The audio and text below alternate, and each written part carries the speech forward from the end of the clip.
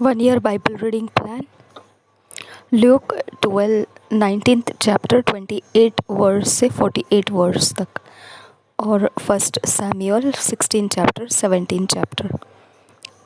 एक साल का बाइबल रीडिंग प्लान। लूका रचित सुसमाचार 19 अध्याय 28 वचन से 48 वचन तक। पहला शमूएल 16 अध्याय 17 अध्याय। जब हम इंग्लिश में पढ़ेंगे किंग्स जेम्स वर्शन में से पढ़ेंगे, हिंदी में पढ़ेंगे तो BSI बाइबल में से पढ़ेंगे। ल्यूक 19 चैप्टर 28 वर्स से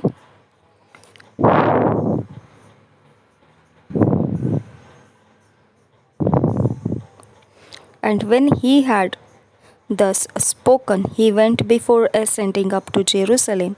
And it came to pass, when he was come nigh to Bethphage and Bethany at the mount called the Mount of Olives, he sent two of his disciples, saying, Go ye into the village over against you, in the which at your entering ye shall find a colt tied, whereon yet never man sat. Loose him and bring him hither. And if any man ask you, Why do ye loose him? Thus shall ye say unto him, Because the Lord hath need of him. And they that were sent went their way, and found even as he had said unto them. And as they were loosing the colt, the owners thereof said unto them, Why loose ye the colt? And they said, The Lord hath need of him. And they brought him to Jesus, and they cast their garments upon the colt, and they set Jesus thereon. And as he went, they spread their clothes in the way. And when he was come nigh, even now at the descent of the Mount of Olives, the whole multitude of the disciples began to rejoice and praise God with a loud voice for all the mighty works that they had seen, saying, Blessed be the King that cometh in the name of the Lord, peace in heaven and glory in the highest. And some of the Pharisees from among the multitude said unto him, Master, rebuke thy disciples.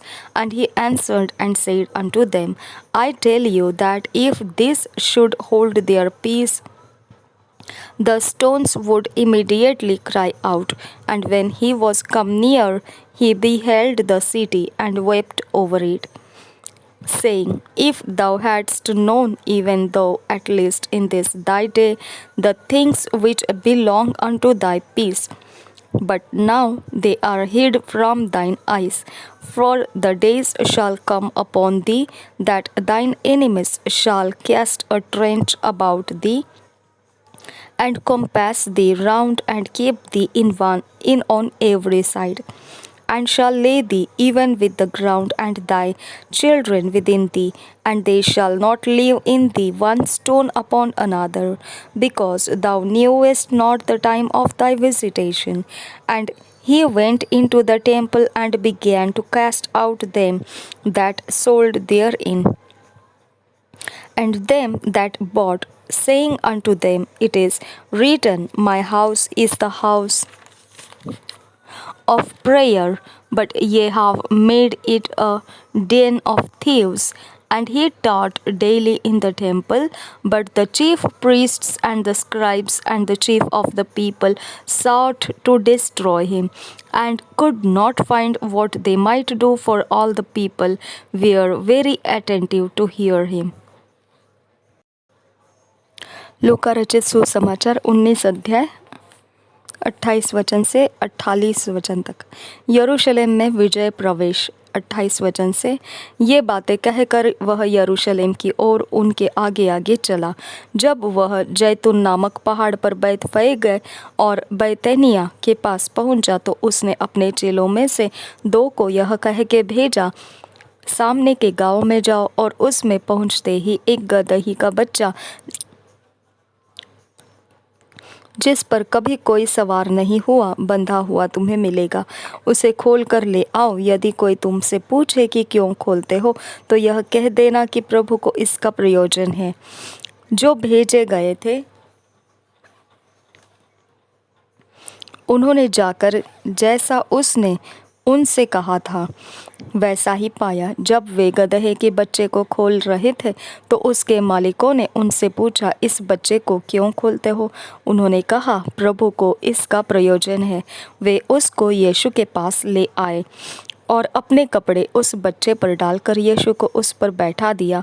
जब वह जा रहा था, तो वे अपने कपड़े मार्ग में बिछाते जाते थे। निकट आते हुए जब वह जैतून पहाड़ की ढलान पर पहुंचा, तो चेलों की सारी मंडली उन सब सामर्थ्य के कामों के कारण जो उन्होंने देखे थे, आनंदित होकर बड़े शब्द से परमेश्वर की स्तुति करने लगी। धन्य है वह राजा जो प्रभु के नाम से आता है। स्वर्ग में शांति और आकाश मंडल में महिमा हो। तब भीड़ में से कुछ फरीसी उससे कहने लगे, हे गुरु, अपने चेलों को डांट। उसने उत्तर दिया, मैं तुमसे कहता हूँ, यदि ये चुप रहे तो पत्थर चिल्ला उठेंगे। यरूशलेम के लिए विलाप। जब वह निकट आया, तो नगर को देखकर उस पर रोया और कहा, क्या ही भला होता कि तू ही इसी दिन में कुशल की बातें जानता। परंतु अब वे तेरी आंखों से छिप गई है, क्योंकि वे दिन तुझ पर आएंगे कि तेरे बैरी मोर्चा बांधकर तुझे घेर लेंगे और चारों ओर से तुझे दबाएंगे, और तुझे और तेरे बालकों को जो तुझ में है मिट्टी में मिलाएंगे, और तुझ में पत्थर पर पत्थर भी न छोड़ेंगे, क्योंकि तूने उस अवसर को जब तुझ पर कृपा दृष्टि की गई न पहचाना। मंदिर से व्यापारियों का निकाला जाना। तब वह मंदिर में जाकर बेचने वालों को बाहर निकालने लगा और उनसे कहा, लिखा है, मेरा घर प्रार्थना का घर होगा, परंतु तुमने उसे डाकुओं की खो बना दिया। वह प्रतिदिन मंदिर में उपदेश करता था और प्रधान याजक और शास्त्री और लोगों के प्रमुख उसे नष्ट करने का अवसर ढूंढते थे, परंतु कोई उपाय न निकाल सके कि यह किस प्रकार करे, क्योंकि सब लोग बड़ी चाहत से उसकी सुनते थे। 1 सैमुअल 16th चैप्टर और 17th chapter Kings James version में से पढ़ेंगे। पहले चैप्टर 16 पढ़ेंगे। Samuel sent by God to Bethlehem. He anoints David. Saul sends for David to quiet his evil spirit. First verse say, and the Lord said unto Samuel, how long wilt thou mourn for Saul, seeing I have rejected him from reigning over Israel? Fill thine horn with oil and go. I will send thee to Jesse the Bethlehemite, for I have provided me a king among his sons. And Samuel said, how can I go? If Saul hear it, he will kill me. And the Lord said, take an heifer with thee, and say, I am come to sacrifice the Lord. And call Jesse to the sacrifice, and I will show thee what thou shalt do, and thou shalt anoint unto me him whom I name unto thee. And Samuel did that which the Lord spake, and came to Bethlehem. And the elders of the town trembled at his coming, and said, comest thou peaceably? And he said, peaceably. I am come to sacrifice unto the Lord.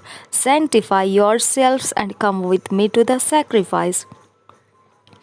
And he sanctified Jesse and his sons, and called them to the sacrifice. And it came to pass, when they were come, that he looked on Eliab, and said, surely the Lord's anointed is before me.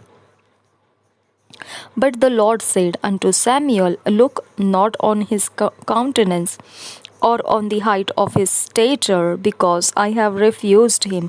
For the Lord seeth not as man seeth. For man looketh on the outward appearance, but the Lord looketh on the heart. Then Jesse called Abinadab, and made him pass before Samuel. And he said, Neither had the Lord chosen this.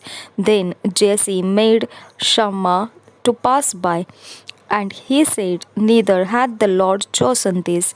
Again Jesse made 7 of his sons to pass before Samuel. And Samuel said unto Jesse, The Lord hath not chosen this. And Samuel said unto Jesse, Are here all thy children? And he said, There remaineth yet the youngest, and behold, he keepeth the sheep. And Samuel said unto Jesse, Send and fetch him, for we will not sit down till he come hither. And he sent and brought him in. Now he was ruddy and withal of a beautiful countenance, and goodly to look to. And the Lord said, Arise, anoint him, for this is he. Then Samuel took the horn of oil and anointed him in the midst of his brethren. And the Spirit of the Lord came upon David from that day forward. So Samuel rose up and went to Ramah. But the Spirit of the Lord departed from Saul, and an evil spirit from the Lord troubled him. And Saul's servants said unto him, Behold, now an evil spirit from God troubleth thee. Let our Lord now command thy servants which are before thee to seek out a man who is a cunning player on an harp. And it shall come to pass, when the evil spirit from God is upon thee, that he shall play with his hand, and thou shalt be well. And Saul said unto his servants, Provide me now a man that can play well, and bring him to me. Then answered one of the servants and said, Behold, I have seen a son of Jesse the Bethlehemite, that is running in playing, that is cunning in playing, and a mighty valiant man, and a man of war, and prudent in matters, and a comely person, and the Lord is with him. Wherefore Saul sent messengers unto Jesse, and said, Send me David thy son, which is with the sheep. And Jesse took an ass laden with bread, and a bottle of wine, and a kid, and sent them by David his son unto Saul. And David came to Saul and stood before him, and he loved him greatly, and he became his armor bearer. And Saul sent to Jesse, saying, Let David, I pray thee, stand before me, for he hath found favor in my sight. And it came to pass, when the evil spirit from God was upon Saul, that David took an harp and played with his hand. So Saul was refreshed and was well, and the evil spirit departed from him. Chapter 17. The Israelites and Philistines being ready to battle. Goliath challenges a combat. David accepts the challenge and slays him. Saul takes notice of David.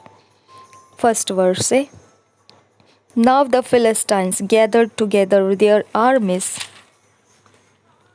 to battle, and were gathered together at Shochoh, which belongeth to Judah, and pitched between Shochoh and Azekah in Ephes Meum.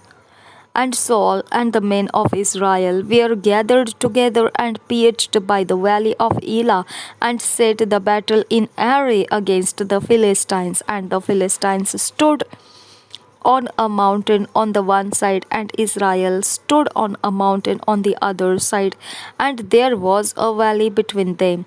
And there went out a champion out of the camp of the Philistines, named Goliath of Gath, whose height was 6 cubits and a span, and he had an helmet of brass upon his head, and he was armed with a coat of mail, and the weight of the coat was 5,000 shekels of brass.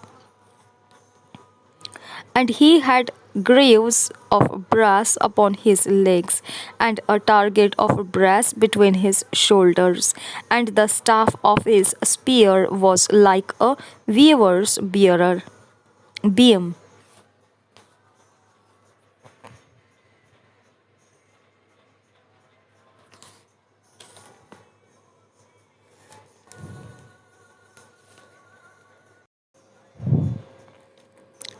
The staff of his spear was like a weaver's beam, and his spear's head weighed 600 shekels of iron, and one bearing a shield went before him. And he stood and cried unto the armies of Israel, and said unto them, Why are ye come out to set your battle in array? Am not I a Philistine, and ye servants to Saul? Choose you a man for you, and let him come down to me. If he be able to fight with me and to kill me, then will we be your servants. But if I prevail against him and kill him, then shall ye be our servants and serve us. And the Philistine said, I defy the armies of Israel this day. Give me a man that we may fight together. When Saul and all Israel heard those words of the Philistine, they were dismayed and greatly afraid. Now David was the son of that Ephrathite of Bethlehem, Judah, whose name was Jesse, and he had 8 sons. And the man went among men for an old man in the days of Saul. And the 3 eldest sons of Jesse went and followed Saul to the battle. And the names of his 3 sons that went to the battle were Eliab, the firstborn, and next unto him Abinadab, and the third Shammah. And David was the youngest, and the 3 eldest followed Saul. But David went and returned from Saul to feed his father's sheep at Bethlehem. And the Philistine drew near morning and evening, and presented himself 40 days. And Jesse said unto David his son, Take now for thy brethren an ephah of this parched corn, and these 10 loaves, and run to the camp to thy brethren, and carry these 10 cheeses unto the captain of their 1,000, and look how thy brethren fare, and they take their pledge. Now Saul and they and all the men of Israel were in the valley of Elah, fighting with Philistines. And David rose up early in the morning, and left the sheep with the keeper, and took and went as Jesse had commanded him. And he came to the trench as the host was going forth to the fight, and shouted for the battle. For Israel and the Philistines had put the battle in array, army against army. And David left his carriage in the hand of the keeper of the carriage, and ran into the army, and came and saluted his brethren. And as he talked with them, behold, there came up the champion, the Philistines of Gath, Goliath by name, out of the armies of the Philistines, and spake according to the same words. And David heard them. And all the men of Israel, when they saw the man, fled from him, and were sore afraid. And the men of Israel said, Have ye seen this man that is come up? Surely to defy Israel is he come up, and it shall be that the man who killeth him, the king will enrich him with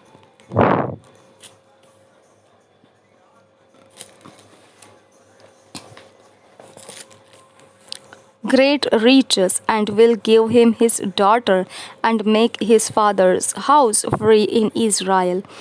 And David spake to the men that stood by him, saying, What shall be done to the man that killeth this Philistine, and taketh away the reproach from Israel? For who is this uncircumcised Philistine, that he should defy the armies of the living God? And the people answered him after this manner, saying, So shall it be done to the man that killeth him. And Eliab his eldest brother heard when he spake unto the men, and Eliab's anger was kindled against David, And he said, Why comest thou down hither? And with whom hast thou left those few sheep in the wilderness? I know thy pride and the naughtiness of thine heart. For thou art come down that thou mightest see the battle. And David said, What have I now done? Is there not a cause? And he turned from him toward another and spake after the same manner. And the people answered him again after the former manner. And when the words were heard which David spake, they rehearsed them before Saul, and he sent for him. And David said to Saul, Let no man's heart fail because of him. Thy servant will go and fight with this Philistine. And Saul said to David, Thou art not able to go against this Philistine to fight with him, for thou art but a youth, and he a man of war from his youth. And David said unto Saul, Thy servant kept his father's sheep, and there came a lion and a bear, and took a lamb out of the flock. And I went out after him and smote him, and delivered it out of his mouth. And when he arose against me, I caught him by his beard, and smote him and slew him. Thy servant slew both the lion and the bear, and this uncircumcised Philistine shall be as one of them, saying, He hath defied the armies of the living God. David said, Moreover, the Lord that delivered me out of the paw of the lion and out of the paw of the bear, he will deliver me out of the hand of this Philistine. And Saul said unto David, Go, and the Lord be with thee. And Saul armed David with his armor, and he put an helmet of brass upon his head. Also he armed him with a coat of mail. And David girded his sword upon his armor, and he essayed to go, for he had not proved it. And David said unto Saul, I cannot go with this, for I have not proved them. And David put them off him. And he took his staff in his hand, and chose him 5 smooth stones out of the brook, and put them in a shepherd's bag which he had, even in a scrip. And his sling was in his hand, and he drew near to the Philistine, and the Philistine came on and drew near unto David, and the man that bare the shield went before him. And when the Philistine looked about and saw David, he disdained him, for he was but a youth, and ruddy, and of a fair countenance. And the Philistine said unto David, Am I a dog, that thou comest to me with staves? And the Philistine cursed David by his gods. And the Philistine said to David, Come to me, I will give thy flesh unto the fowls of the air, and to the beasts of the field. Then said David to the Philistine, Thou comest to me with a sword, and with a spear, and with a shield. But I come to thee in the name of the Lord of hosts, the God of the armies of Israel, whom thou hast defied. This day will the Lord deliver thee into mine hand, and I will smite thee, and take thine head from thee. And I will give the carcasses of the host of the Philistines this day unto the fowls of the air, and to the wild beasts of the earth, that all the earth may know that there is a God in Israel. And all this assembly shall know that the Lord saveth not with sword and spear, for the battle is the Lord's, and he will give you into our hands. And it came to pass, when the Philistine arose and came and drew nigh to meet David, that David hasted and ran toward the army to meet the Philistine. And David put his hand in his bag. And David put his hand in his bag, and took thence a stone, and slanged it, and smote the Philistine in his forehead, that the stone sunk into his forehead, and he fell upon his face to the earth. So David prevailed over the Philistine with a sling and with a stone, and smote the Philistine, and slew him. But there was no sword in the hand of David. Therefore David ran and stood upon the Philistine, and took his sword, and drew it out of the sheath thereof, and slew him, and cut off his head therewith. And when the Philistines saw their champion was dead, they fled.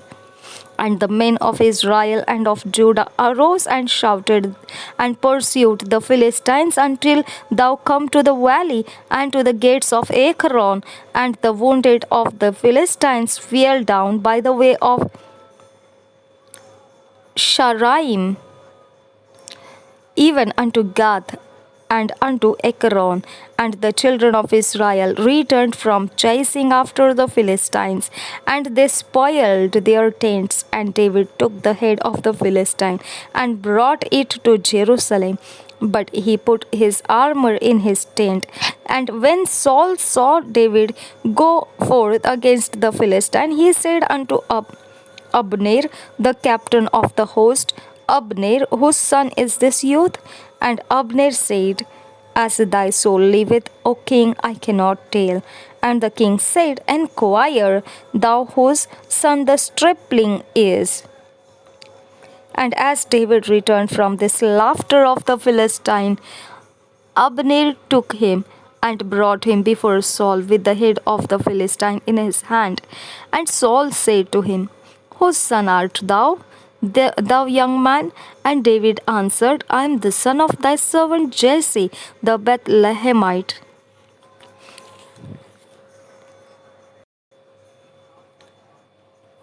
पहला शमूएल 16 अध्याय पहले वचन से।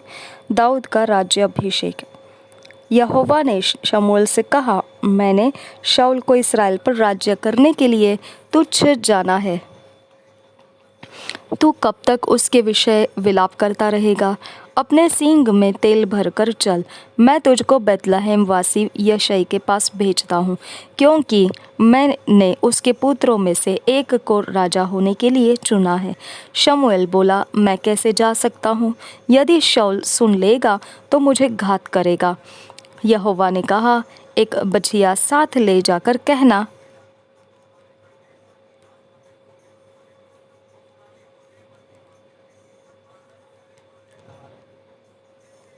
मैं यहोवा के लिए यज्ञ करने को आया हूँ, और यज्ञ पर यशै को न्योता देना।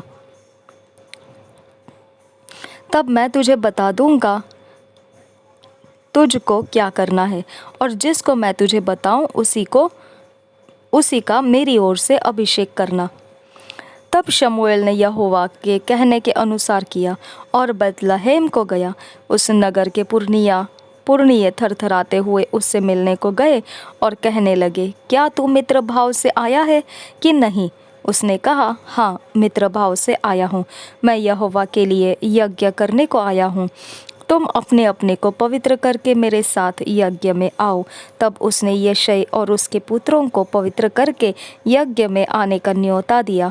जब वे आए तब उसने एलियाब पर दृष्टि करके सोचा, निश्चय यह जो यहोवा के सामने है वही उसका अभिषिक्त होगा। परंतु यहोवा ने शमूएल से कहा, न तो उसके रूप पर दृष्टि कर और न उसके कद की ऊंचाई पर, क्योंकि मैंने उसे अयोग्य जाना है, क्योंकि यहोवा का देखना मनुष्य का सा नहीं है। मनुष्य तो बाहर का रूप देखता है, परंतु यहोवा की दृष्टि मन पर रहती है। तब यशै ने अबीनादाब को बुलाकर शमूएल के सामने भेजा और उसने कहा, यहोवा ने इसको भी नहीं चुना। फिर यशै ने शम्मा को सामने भेजा और उसने कहा, यहोवा ने इसको भी नहीं चुना। इस प्रकार यशै ने अपने 7 पुत्रों को शमूएल के सामने भेजा और शमूएल यशै से कहता गया, यहोवा ने इन्हें नहीं चुना। तब शमूएल ने यशै से कहा, क्या सब लड़के आ गए? वह बोला, नहीं, छोटा तो रह गया। और वह भेड़ बकरियों को चरा रहा है। शमूएल ने यिशै से कहा, उसे बुलवा भेज, क्योंकि जब तक वह यहाँ न आए तब तक हम खाने को न बैठेंगे। तब वह उसे बुलाकर भीतर ले आया। उसके तो लाली झलकती थी और उसकी आंखें सुंदर और उसका रूप सुडौल था। तब यहोवा ने कहा, उठकर इसका अभिषेक कर, यही है। तब शमूएल ने अपना तेल का सींग लेकर उसके भाइयों के मध्य में उसका अभिषेक किया। और उस दिन से लेकर भविष्य को यहोवा का आत्मा दाऊद पर बल से उतरता रहा। तब शमूएल उठकर रामा को चला गया। दाऊद का शाऊल के सम्मुख उपस्थित होना। यहोवा का आत्मा शाऊल पर से उठ गया और यहोवा की ओर से एक दुष्ट आत्मा उसे घबराने लगा। तब शाऊल के कर्मचारियों ने उससे कहा, सुन, परमेश्वर की ओर से एक दुष्ट आत्मा तुझे घबराता है। हमारा प्रभु अपने कर्मचारियों को जो उपस्थित है आज्ञा दे कि वे किसी अच्छे वीणा बजाने वाले को ढूंढ ले आए, और जब जब परमेश्वर की ओर से दुष्ट आत्मा तुझ पर चढ़े तब तब वह अपने हाथ से बजाए और तू अच्छा हो जाए। शाऊल ने अपने कर्मचारियों से कहा, अच्छा, एक उत्तम वीणा वादक देखो और उसे मेरे पास लाओ। तब एक जवान ने उत्तर देके कहा, सुन, मैंने बेतलहम वासी यिशै के एक पुत्र को देखा जो वीणा बजाना जानता है और वह वीर योद्धा भी है और बात करने में बुद्धिमान और रूपवान भी है, और यहोवा उसके साथ रहता है। तब शाऊल ने दूतों के हाथ यिशै के पास कहला भेजा, अपने पुत्र दाऊद को जो भेड़ बकरियों के साथ रहता है मेरे पास भेज दे। तब यिशै ने रोटी से लदा हुआ एक गदहा और कुप्पा भर दाखमधु और बकरी का एक बच्चा लेकर अपने पुत्र दाऊद के हाथ से शाऊल के पास भेज दिया। और दाऊद शाऊल के पास जाकर उसके सामने उपस्थित रहने लगा और शाऊल उससे बहुत प्रीति करने लगा और वह उसका हथियार ढोने वाला हो गया। तब शाऊल ने यिशै के पास कहला भेजा, दाऊद को मेरे सामने उपस्थित रहने दे, क्योंकि मैं उससे बहुत प्रसन्न हूँ। और जब जब परमेश्वर की ओर से वह आत्मा शाऊल पर चढ़ता था तब तब दाऊद वीणा लेकर बजाता और शाऊल चैन पाकर अच्छा हो जाता था और वह दुष्ट आत्मा उसमें से हट जाता था। गोलियात की समस्त इस्राएल को चुनौती। 17 अध्याय पहले वचन से। अब पलिश्तियों ने युद्ध के लिए अपनी सेनाओं को इकट्ठा किया और यहूदा देश के सोको में एक साथ होकर सोको और अजेका के बीच अपेसदम्मीम में डेरे डाले। शाऊल और इस्राएली पुरुषों ने भी इकट्ठे होकर एला नामक तराई में डेरे डाले और युद्ध के लिए पलिश्तियों के विरुद्ध पांति बांधी। पलिश्ती तो एक ओर के पहाड़ पर और इस्राएली दूसरी ओर के पहाड़ पर खड़े रहे और दोनों के बीच तराई थी। तब पलिश्तियों के छावनी में से गोलियात नामक एक वीर निकला जो गत नगर का था और उसकी लंबाई 6 हाथ 1 बित्ता थी। उसके सिर पर पीतल का टोप था और वह एक पत्थर का झिलम पहने हुए था जिसका तौल 5000 शेकेल पीतल का था। उसकी टांगों पर पीतल के कवच थे और उसके कंधों के बीच बरछी बंधी थी। उसके भाले की छड़ जुलाहे के डोंगी के समान थी और उस भाले का फल 600 शेकेल लोहे का था और बड़ी ढाल लिए हुए एक जन उसके आगे आगे चलता था। वह खड़ा होकर इस्राएली पांतियों को ललकार के बोला, तुमने यहाँ आकर लड़ाई के लिए क्यों पांति बांधी है? क्या मैं पलिश्ती नहीं हूँ और तुम शाऊल के अधीन नहीं हो?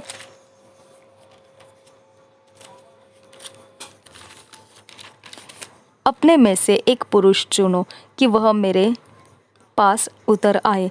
यदि वह मुझसे लड़कर मुझे मार सके तब तो हम तुम्हारे अधीन हो जाएंगे, परंतु यदि मैं उस पर प्रबल होकर मारूं तो तुमको हमारे अधीन होकर हमारी सेवा करनी पड़ेगी। फिर वह पलिश्ती बोला, मैं आज के दिन इस्राएली पांतियों को ललकारता हूँ, किसी पुरुष को मेरे पास भेजो कि हम एक दूसरे से लड़े। उस पलिश्ती की इन बातों को सुनकर शाऊल और समस्त इस्राएलियों का मन कच्चा हो गया। और वे अत्यंत डर गए। दाऊद शाऊल की छावनी में। 12 वचन से आगे। दाऊद यहूदा के बतलहम के उस एपराती पुरुष का पुत्र था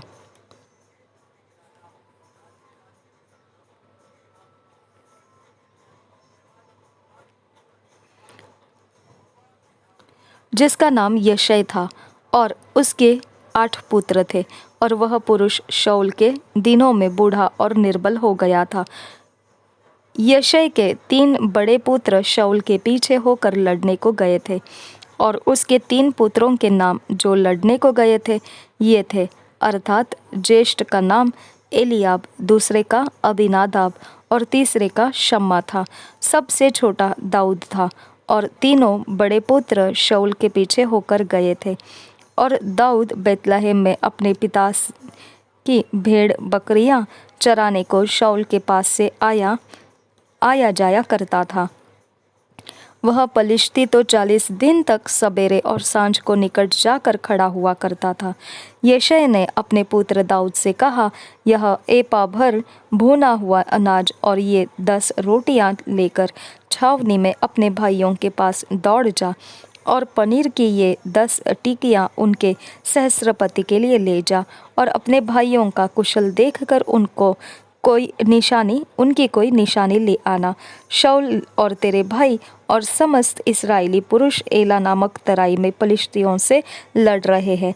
अतः दाऊद सवेरे उठ भेड़ बकरियों को किसी रखवाले के हाथ में छोड़कर यशै की आज्ञा के अनुसार उन वस्तुओं को लेकर चला। और जब सेना रणभूमि को जा रही और संग्राम के लिए ललकार रही थी, उसी समय वह गाड़ियों के पड़ाव पर पहुंचा। तब इसराइलियों और पलिश्तियों ने अपनी अपनी सेना आमने सामने करके पांति बांधी। दाऊद अपनी सामान के रखवाले के हाथ में छोड़कर रणभूमि को दौड़ा और अपने भाइयों के पास जाकर उनका कुशल क्षेम पूछा। वह उनके साथ बातें कर ही रहा था कि पलिश्तियों की पांतियों में से वह वीर अर्थात गतवासी गोलियात नामक वह पलिश्ती योद्धा चढ़ आया और पहले की सी बातें कहने लगा, और दाऊद ने उन्हें सुना। उस पुरुष को देखकर सब इस्राएली अत्यंत भय खाकर उसके सामने से भागे। फिर इस्राएली पुरुष कहने लगे, क्या तुमने उस पुरुष को देखा है जो चढ़ा आ रहा है? निश्चय वह इस्राएलियों को ललकारने को चढ़ आता है, और जो कोई उसे मार डालेगा उसको राजा बहुत धन देगा और अपनी बेटी का विवाह उससे कर देगा, और उसके पिता के घराने की इस्राएल में स्वतंत्र कर देगा। तब दाऊद ने उन पुरुषों से जो उसके आसपास खड़े थे पूछा, जो इस पलिश्ती को मार के इस्राएलियों की नामधराई दूर करेगा, उसके लिए क्या किया जाएगा? वह खतना रहित पलिश्ती क्या है कि जीवित परमेश्वर की सेना को ललकारे? तब लोगों ने उससे वही बातें कही, अर्थात यह कि जो कोई उसे मारेगा उससे ऐसा किया जाएगा। जब दाऊद उन मनुष्यों से बातें कर रहा था, तब उसका बड़ा भाई एलियाब सुन रहा था, और एलियाब दाऊद से बहुत क्रोधित होकर कहने लगा, तू यहाँ क्यों आया है? और जंगल में उन थोड़ी सी भेड़ बकरियों को तू किसके पास छोड़ आया है? तेरा अभिमान और तेरे मन की बुराई मुझे मालूम है। तू तो लड़ाई देखने के लिए यहाँ आया है। दाऊद ने कहा, अब मैंने क्या किया है? वह तो निरी बात थी। तब उसने उसके पास से मुंह फेर के दूसरे के सम्मुख होकर वैसी ही बात कही, और लोगों ने उसे पहले के समान उत्तर दिया। जब दाऊद की बातों की चर्चा हुई, तब शाऊल को भी सुनाई गई, और उसने उसे बुलवा भेजा। तब दाऊद ने शाऊल से कहा, किसी मनुष्य का मन उसके कारण कच्चा न हो, तेरा दास जाकर उस पलिश्ती से लड़ेगा।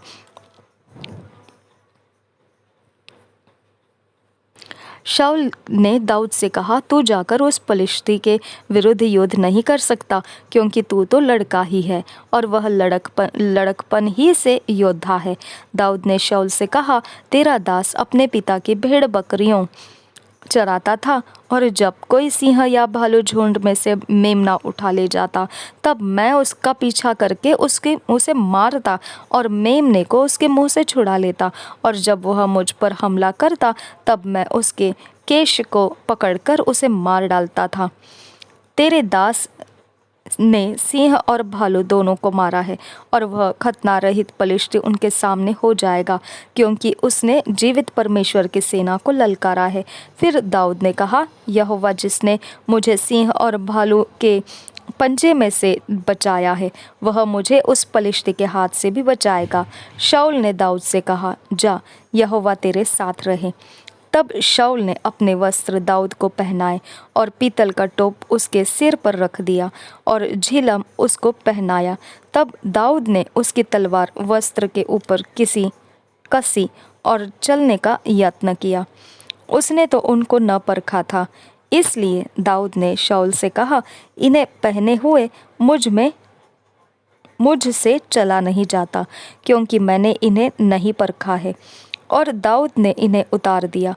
तब उसने अपनी लाठी हाथ में ली और नाले में से 5 चिकने पत्थर छांटकर अपनी चरवाही की थैली अर्थात अपने झोले में रखे और अपना गोफन हाथ में लेकर पलिश्ती के निकट गया।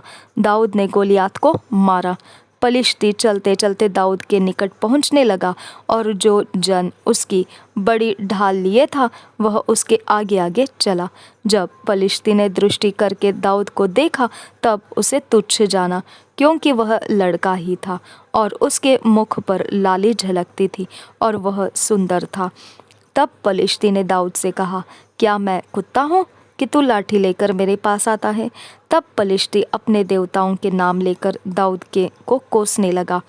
फिर पलिश्ती ने दाऊद से कहा, मेरे पास आ, मैं तेरा मांस आकाश के पक्षियों और वन पशुओं को दे दूंगा। दाऊद ने पलिश्ती से कहा, तू तो तलवार और भाला और सांग लिए हुए मेरे पास आता है, परंतु मैं सेनाओं के यहोवा के नाम से तेरे पास आता हूँ, जो इस्राएली सेना का परमेश्वर है और उसी को तूने ललकारा है। आज के दिन यहोवा तुझको मेरे हाथ में कर देगा और मैं तुझको मारूंगा और तेरा सिर तेरे धड़ से अलग करूंगा। और मैं आज के दिन पलिश्ती सेना के शव आकाश के पक्षियों और पृथ्वी के जीव जंतुओं को दे दूंगा। तब समस्त पृथ्वी के लोग जान लेंगे कि इस्राएल में एक परमेश्वर है, और वह समस्त मंडली जान लेगी कि यहोवा तलवार या भाले के द्वारा जयवंत नहीं करता, इसलिए कि संग्राम तो यहोवा का है और वही तुम्हें हमारे हाथ में कर देगा। जब पलिश्ती उठकर दाऊद का सामना करने के लिए निकट आया, तब दाऊद सेना की ओर पलिश्ती का सामना करने के लिए फुर्ती से दौड़ा। फिर दाऊद ने अपनी थैली में हाथ डालकर उसमें से एक पत्थर निकाला और उसे गोफन में रखकर पलिश्ती के माथे पर ऐसा मारा कि पत्थर उसके माथे के भीतर घुस गया और वह भूमि पर मुंह के बल गिर पड़ा। यूं दाऊद ने पलिश्ती पर गोफन और एक ही पत्थर के द्वारा प्रबल होकर उसे मार डाला, परंतु दाऊद के हाथ में तलवार न थी। तब दाऊद दौड़कर पलिश्ती के ऊपर खड़ा हो गया और उसकी तलवार पकड़कर म्यान से खींची और उसको घात किया और उसका सिर उसी तलवार से काट डाला। यह देखकर कि हमारा वीर मर गया, पलिश्ती भाग गए। इस पर इस्राएली और यहूदी पुरुष ललकार उठे और गत और एक्रोन के फाटकों तक पलिश्तियों का पीछा करते गए और घायल पलिश्ती शरैम के मार्ग में और गत और एक्रोन तक गिरते गए। तब इस्राएली पलिश्तियों का पीछा छोड़कर लौट आए और उनके डेरों को लूट लिया, और दाऊद पलिश्ती का सिर यरूशलेम में ले गया और उसके हथियार अपने डेरे में रख लिए। दाऊद का शाऊल के सामने लाया जाना। 55 वचन से आगे। जब शाऊल ने दाऊद को उस पलिश्ती का सामना करने के लिए जाते देखा, तब उसने अपने सेनापति अब्नेर से पूछा, हे अब्नेर, वह जवान किसका पुत्र है? अब्नेर ने कहा, हे राजा, तेरे जीवन की शपथ मैं नहीं जानता। राजा ने कहा, तो पूछ ले कि वह जवान किसका पुत्र है। जब दाऊद पलिश्ती को मारकर लौटा, तब अब्नेर ने उसे पलिश्ती का सिर हाथ में लिए हुए शाऊल के सामने पहुंचाया। शाऊल ने उससे पूछा, हे जवान, तू किसका पुत्र है? दाऊद ने कहा, मैं तो तेरे दास बैतलहम वासी यिशै का पुत्र हूँ। 2 years बाइबल रीडिंग प्लान, 2 साल का Bible reading plan. Mark 4 chapter 21 verse से 29 वर्स, लेविटिकस 22 चैप्टर। मरकुस रचित सुसमाचार 4 अध्याय 21 वचन से 29 वचन तक, लाइव्य व्यवस्था 22 वचन तक। जब हम इंग्लिश में पढ़ेंगे तो ये 2 साल का जो बाइबल रीडिंग प्लान है ये हमने अपने व्यक्तिगत समय में पढ़ना है, अपने पर्सनल टाइम में इसको पढ़ना है। जब हम पढ़ रहे होंगे तो अपने अकेले में बैठकर जब इसे पढ़ रहे तो परमेश्वर इन वचनों के अंदर से हमको कुछ अपनी अगुवाई देना चाहेगा, सूचनाएं देना चाहेगा। अगर हमारे जीवन के लिए कोई वो बातें बदलने के लिए कहेगा या सुधारने के लिए कहेगा, उसे हमने नोट्स बनाकर लिखना है और वो हमने अपने रोज़ के जीवन में चलना है। और जैसे ही हम ऐसे करते जाएंगे 2 साल के अंत में देखेंगे हम परमेश्वर के वचन से ढला हुआ व्यक्ति होकर निखर कर आएंगे। और जब हम ऐसा करना चाहते हैं तो परमेश्वर हमको ऐसा करने का अनुग्रह दिया है, हमने इस अनुग्रह का लाभ लेना चाहिए। परमेश्वर प्रभु यीशु मसीह हम सब के साथ बना रहे। आमीन, आमीन, आमीन।